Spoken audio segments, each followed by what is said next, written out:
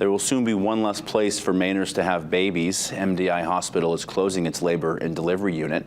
That announcement coming today. It will go into effect on July 1st. Hospital officials cite a dramatic decline in births at the hospital as part of their reasoning for the move. They say last year 32 babies were born at MDI Hospital. Only 9 babies have been delivered there this year, adding that a decade ago, annual deliveries averaged around 100. Really comes down to how do you support what the demographic and the maternal needs are and the women's health needs are of the community. And those are evolving and changing. We need to evolve and change. McGuire says MDI Hospital will continue labor and delivery services until June 30th.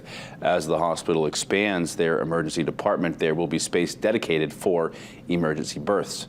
She also says due to the ability to transfer titles and hospitals, it is unclear if anyone will lose their job from this dissolution. The Maine State Nurses Association has called the decision an abject failure by McGuire, saying nurses and caregivers were not involved in the conversation and worry about the impacts on the island. In response to these claims, McGuire says all stakeholders, including nurses, were included in the strategic planning of the closure. She says a transparent conversation took place in late December that discussed the possible plans of the department where nurses were engaged. MDIH nurses are planning to host a community meeting surrounding the closure this Sunday at the MDI YMCA starting at